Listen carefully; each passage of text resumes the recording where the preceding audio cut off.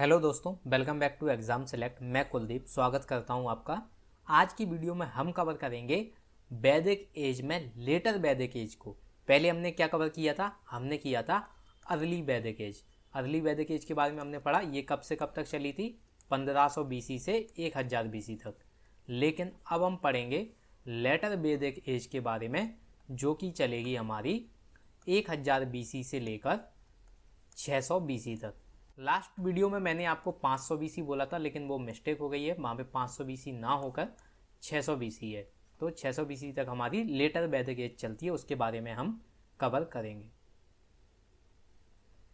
Early वैदिक as ये हमारी शुरू होती है 1500 बीसी से 1000 बीसी तक, और लेटर वैदिक एज यानी कि पीरियड ये हमारा चलता है 1000 बीसी से 600 बीसी तक। ये आपको याद होना चाहिए कि कब से कब तक कौन सी एज चलती है।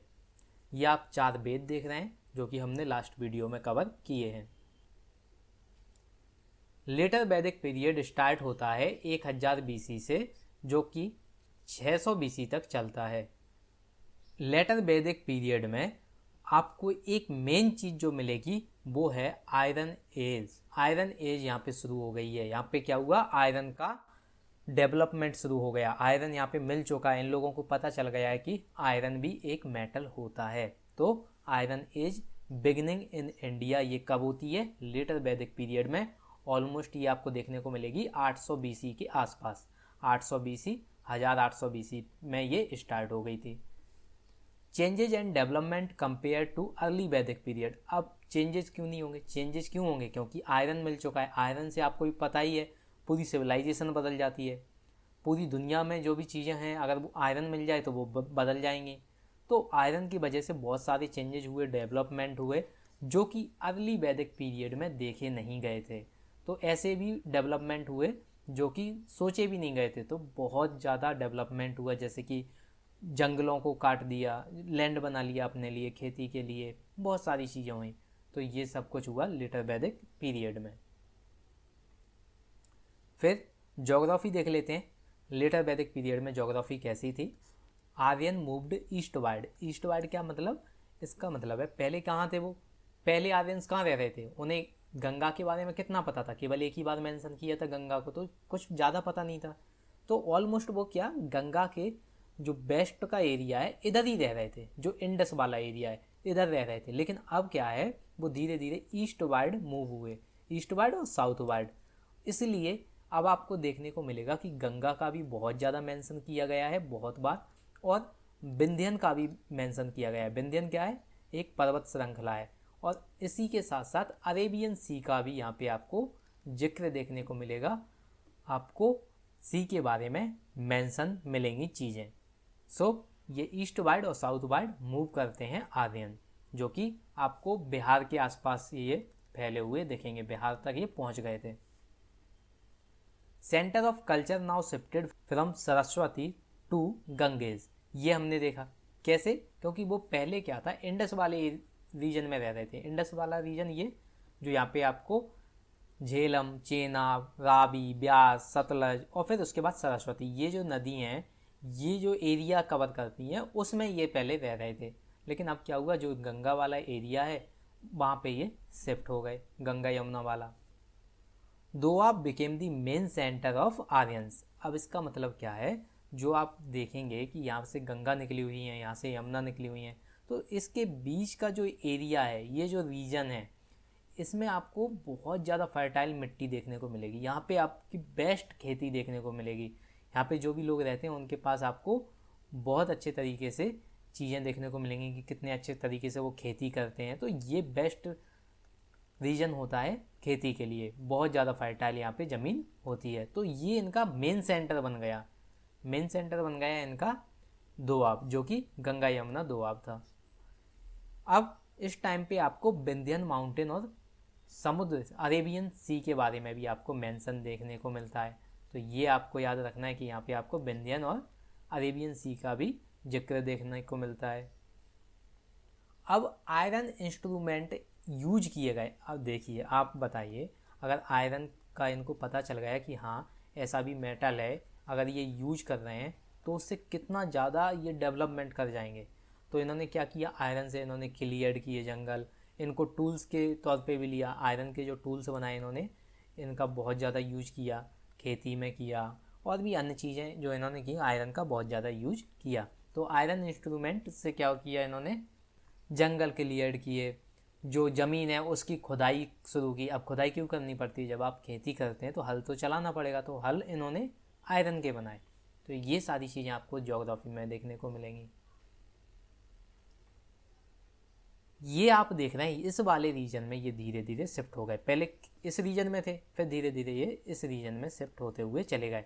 अब यहाँ पे आपको जो मेन ट्राइब्स देखने को मिलेंगी वो है कुरु, पांचाल, कौसाला और विदेहा। ये दोनों बहुत ज़्यादा मेन है, कुरु और पांचाल, इन दोनों के बारे में आपको पता होना चाहिए। ये दोनों नाम तो आपको याद होने ही चाहिए। ये देखिए यहाँ पे कुरु देखने को मिलेगी, पांचाल, कौसाला।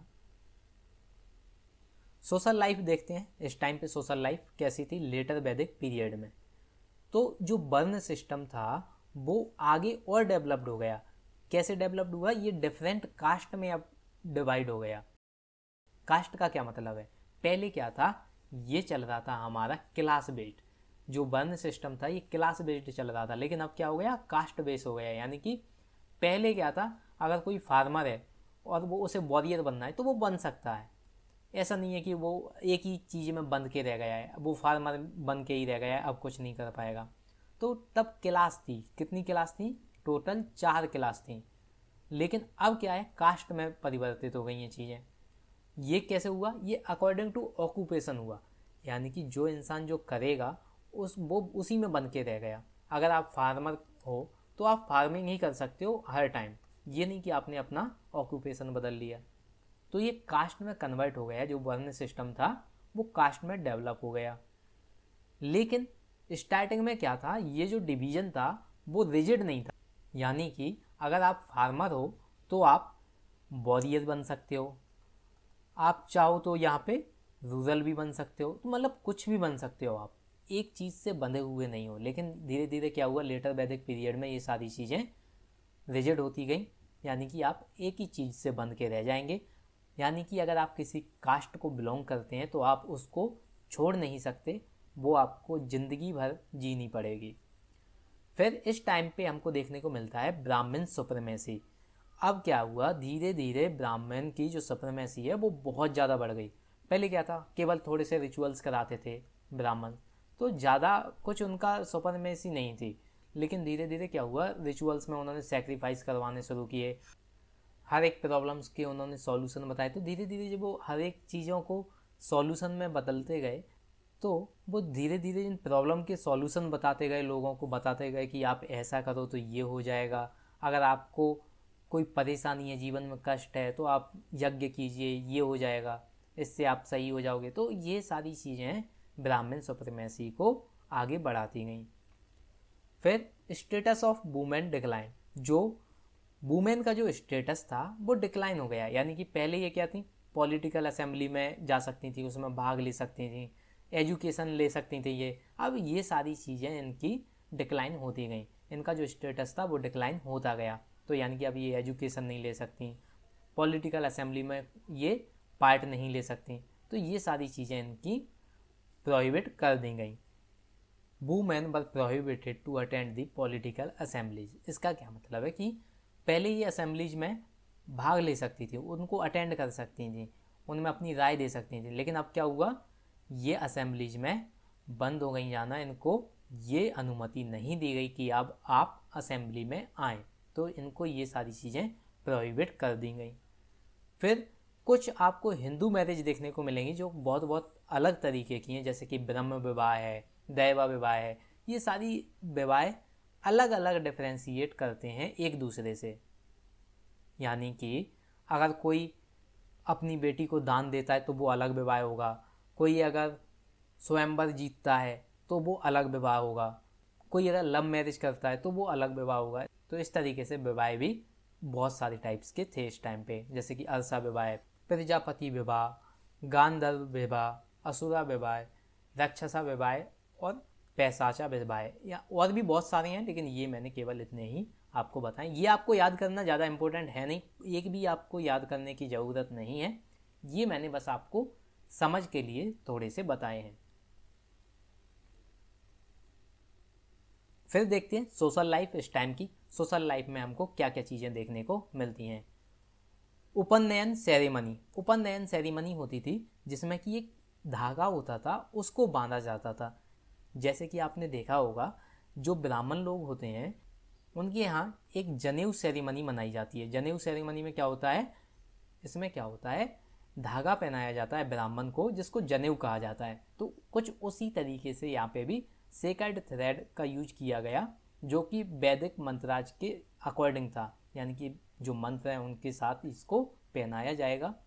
और ये केवल 3 वर्णों के लिए था, यानी कि क्षत्रिय, ब्राह्मण और वैश्य। लेकिन इसमें शूद्र नहीं थे, उनको यहाँ पे डिप्राइव्ड कर दिया गया था, उनको इससे अलग कर दिया गया था। इनके लिए ये सेरेमनी नहीं थी, इनको इस सेरेमनी से हटा दिया गया था। द्विजा, द्विजा को क्या बोला जाता है कि ट्वाइस बॉर्न। जो सेकंड थ्रेड सेरेमनी है, ये होने के बाद कहा जाता है कि आपका दूसरा जन्म हुआ है। पहले तो आप एक जन्म जी चुके हैं, इसके बाद आपका दूसरा जन्म शुरू होता है। तो कुछ इस तरीके से चीज़ें चल रही थी। अब धीरे धीरे क्या होता है, आश्रम सिस्टम डेवलप्ड होता है। आश्रम सिस्टम डेवलप्ड होता है जो कि जवाल उपनिषद के अकॉर्डिंग है, जिसमें कि आपको 4 चीज़ें बताई गई हैं, ब्रह्मचर्य, गृहस्था, वानप्रस्थ और संन्यासा। आपको जीवन में ये 4 चीज़ें फॉलो करनी है। ब्रह्मचर्य फॉलो करना है आपको कुछ वर्षों तक, फिर आप गृहस्था यानी कि घर को संभालेंगे कुछ सालों तक, फिर उसके बाद आप घर को संभालने के बाद आप वन की ओर प्रस्थान करेंगे, यानी कि आप वन में रहेंगे। सारे संसार की मोह माया को त्याग कर आप वन की ओर चलेंगे और उसके बाद आप अटेन करेंगे संन्यास, यानी कि आप पहले ब्रह्मचार्य, गृहस्था, वानप्रस्थ और संन्यास, इन 4 चीज़ों को आपको फॉलो करना है आपकी लाइफ में। तो ये आश्रम सिस्टम डेवलप्ड हुआ था कुछ इस तरीके का।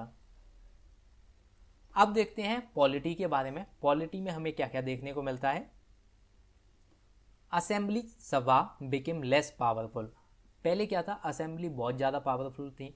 किंग को अगर कोई डिसीजन लेना है तो वो परमिशन लेता था असेंबली में।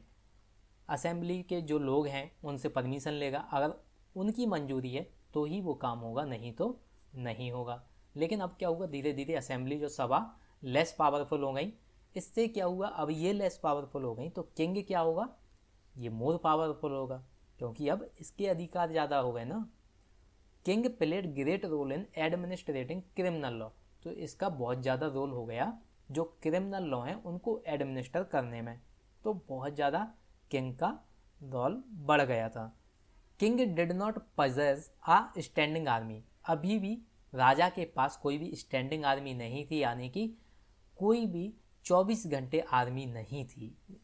अभी क्या होता है हमारे देश में, क्या है कि आपको हर जगह एक बल देखने को मिलेगा, पुलिस बल, आईटीबीपी बल, आर्मी बल, ये हमेशा तत्पर खड़े होते हैं। अगर कहीं भी कोई लड़ाई होती है तो ये उसके लिए चल पड़ते हैं। लेकिन इस टाइम पे क्या था, किंग के पास कोई भी स्टैंडिंग आर्मी नहीं थी। जब भी ज़रूरत होती थी तो जो मजदूर लोग हैं या जो भी लोग हैं उनसे बोला जाता था कि अब हमें आपकी ज़रूरत है, यहाँ पे लड़ाई करनी है, इसलिए हमें लड़ना है, तो वो सब लोग आ जाते थे।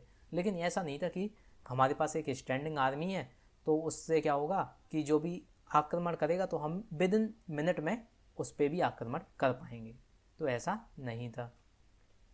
फिर tribes joined to form larger kingdom. धीरे धीरे जो ट्राइब थी वो जुड़ती चली गई और उन्होंने बहुत बड़ा लार्ज किंगडम बनाना शुरू किया, जिसे कहा जाने लगा राष्ट्र। राष्ट्र का मतलब होता है देश। इस वर्ड को हम आज भी यूज करते हैं, राष्ट्र यानी कि देश। इस टाइम पे आपको कुरु और पांचाल डोमिनेंट ट्राइब देखने को मिलेंगी। इसका मतलब है कि ये बहुत ज़्यादा पावरफुल थी, इन्होंने अपना वर्चस्व बहुत ज़्यादा फैलाया हुआ था, तो ये हमें डोमिनेंट ट्राइब के रूप में देखने को मिलती है, ये आपको याद होना चाहिए। फिर इस टाइम पे आयरन वीपन डेवलप हुए। अब जब आयरन के बारे में इन्हें पता चला तो टूल्स तो यूज करेंगे ही ये, तो धीरे धीरे इन्होंने आयरन टूल्स को यूज किया, आयरन वीपन को यूज किया।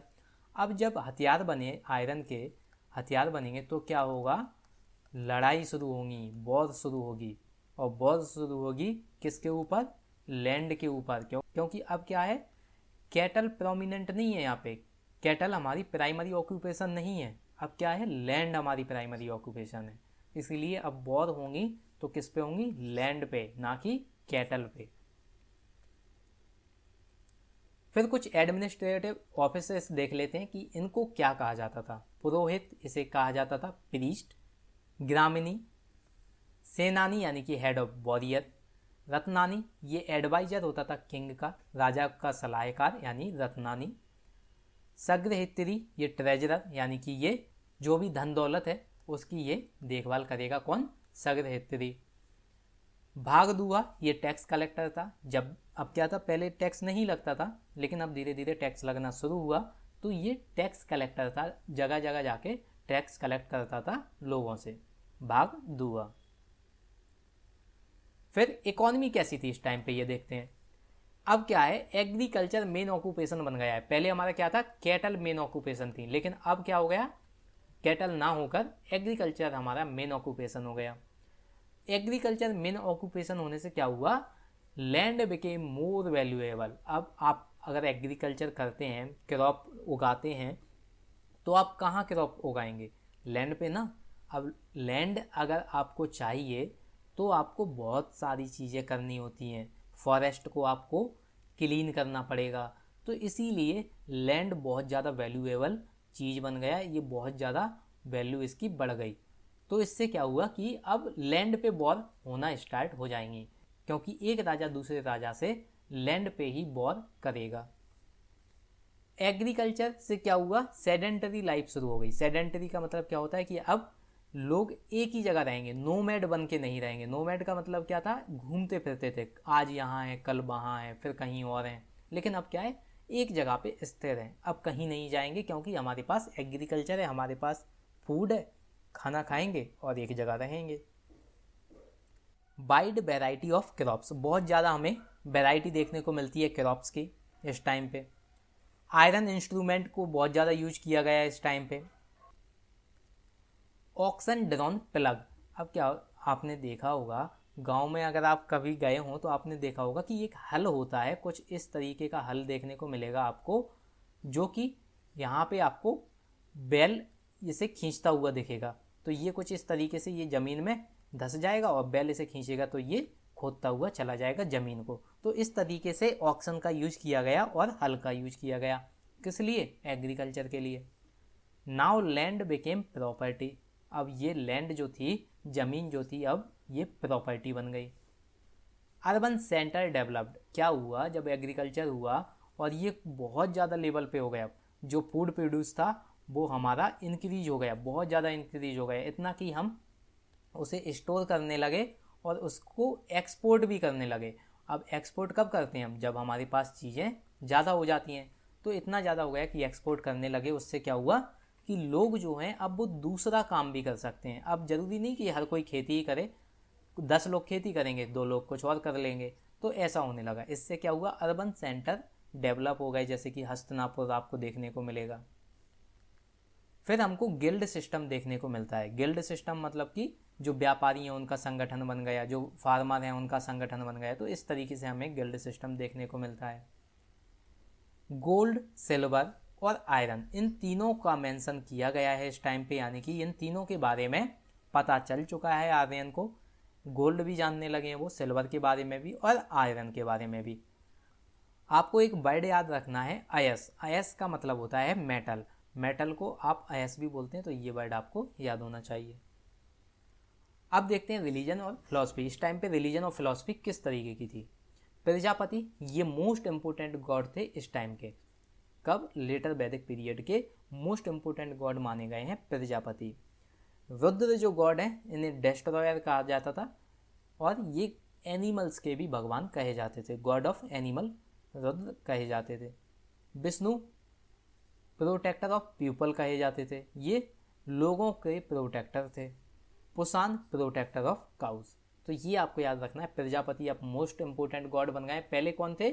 वरुण और इंद्र, लेकिन अब कौन है? Prajapati. Evidence of ideal worship, ideal worship का एविडेंस हमको देखने को मिलता है 500-600 BC के आसपास। ये हमको देखने को मिलता है। आइडल वर्शिप का हमको एविडेंस देखने को मिलता है, जो कि बहुत ज़्यादा लेटर वैदिक पीरियड में हमको देखने को मिलता है। Worship based on sacrifices. अब क्या हुआ, धीरे धीरे चीज़ें बदल रही थी और धीरे धीरे बदलते बदलते इतनी बदल गई कि सेक्रीफाइसेस होना शुरू हो गए। किनके? कैटल के सेक्रीफाइसेस होना शुरू हो गए। जो भी यज्ञ हवन जो भी करवाए जाते थे उसमें बलि मांगी जाने लगी। और पहले क्या होता था, सिंपल प्रेयर की जाती थी। यज्ञों में सिंपल प्रेयर की जा रही है, आप बैठे हैं आहुति दे रहे हैं सब्जियों की, घी की। तो पहले सिंपली नॉर्मल प्रेयर चलती थी, लेकिन अब क्या हुआ, सेक्रीफाइसेस बढ़ गए। जो धीरे धीरे आप देखेंगे कि जो ब्राह्मणिज्म है वो डिक्लाइन होते गए, लोग उससे हटकर जो दूसरे धर्म है उसमें कन्वर्ट होते गए। जैसे कि आप देखेंगे बुद्ध जैनिज्म, उनको लोग एडॉप्ट करते गए। तो ये चीज़ें हम आगे देखेंगे। कुछ यज्ञ देख लेते हैं जो राजा के द्वारा किए जाते हैं, यज्ञ यानी कि यज्ञ। एक आपको देखने को मिलेगा राजसूय यज्ञ, जिसका मतलब है supreme power, to confer supreme power. इस यज्ञ को राजा करवाता था उसकी सुप्रीम पावर दिखाने के लिए, यानी कि वो सब में सुप्रीम है, उसकी पावर सबसे ज़्यादा सुप्रीम है। और बाद में राजसूय यज्ञ को रिप्लेस करता है अभिषेक यज्ञ, तो ये आपको याद रखना है। फिर वाजपेयी यज्ञ, इसमें क्या होता था, चैरियट रेस होती थी, रथों की दौड़ होती थी। राजा अपना दौड़ाएगा रथ और जो किंग्स मैन है वो अपना दौड़ाएंगे। तो इसमें जो जीतता था वो उसको कहा जाता था कि ये बहुत ज़्यादा पावरफुल है। फिर अश्वमेध यज्ञ, अब इसको आपको अच्छे से याद रखना है। एक आपको मैं स्टोरी बताता हूँ। पहले क्या था, आपने रामायण अगर देखी हो तो जो लव कुश हैं उन्होंने घोड़ा पकड़ा था, आपको याद हो, घोड़ा पकड़ा था एक, किसका? श्री राम का घोड़ा। वो क्यों पकड़ा था उन्होंने? क्योंकि वो घोड़ा दौड़ रहा था अनइंटरप्टेड, हर एक दिशा में चला जा रहा है जहाँ भी जा रहा है, और उस पर लिखा हुआ था कि अगर आप इस घोड़े को पकड़ते हैं तो आपसे स्वयं श्री राम युद्ध करेंगे। तो उन्होंने इस घोड़े को पकड़ा और श्री राम से युद्ध किया। वो क्यों छोड़ा गया था? अनइंटरप्टेड जो घोड़ा था वो भागा चला जा रहा था अनइंटरप्टेडली। वो क्यों भाग रहा था? क्योंकि ये किया गया था अश्वमेध यज्ञ के द्वारा। उसका मतलब है कि जो राजा है वो अपना घोड़ा छोड़ देता है, खुला छोड़ देता है, वो जहाँ जहाँ भी जाता है, जितना भी एरिया कवर करेगा वो सारा एरिया राजा के अंडर में आ जाएगा। लेकिन अगर उसे कोई भी रोकता है तो उससे क्या है, राजा लड़ाई करेगा, यानी कि उससे वॉर होगी, और उसमें से जो जीतेगा उसका पूरा, जो कि अगर जैसे कि राजा हार जाता है तो राजा के भी राज्य पे उसका अधिकार हो जाएगा। लेकिन अगर घोड़ा पकड़ने वाला हार जाता है तो राजा के घोड़े ने जो भी एरिया कवर किया है वो सारा एरिया राजा के अंडर में आ जाएगा। तो आप समझ सकते हैं कि किस तरीके से हमें चीज़ें देखने को मिलती हैं। अश्वमेध यज्ञ को श्री राम ने भी करवाया था, जो कि जिसमें कि घोड़ा जो दौड़ाया गया था वो लव कुश ने पकड़ लिया था, और फिर उसके बाद श्री राम लव कुश से युद्ध करते हैं। तो unquestioned control over area on which king's horse ran uninterrupted, मतलब कि किसी भी एरिया में एक घोड़े को दौड़ाया जाता है अनइंटरप्टेडली, उसे कोई भी पकड़ेगा नहीं, और अगर कोई पकड़ता है तो उससे युद्ध करना पड़ेगा राजा को। फिर एक और यज्ञ जिसके बारे में हमें पढ़ना है वो है अग्निस्तोमा यज्ञ। इसका मतलब है sacrifice of animals dedicated to Agni, यानी कि ये अग्नि देवता को डेडिकेट किए जाते थे, एनिमल्स के सैक्रिफाइस। ये आप देख रहे हैं, ये अश्वमेध का एक फोटो आपको देखने को मिलता है।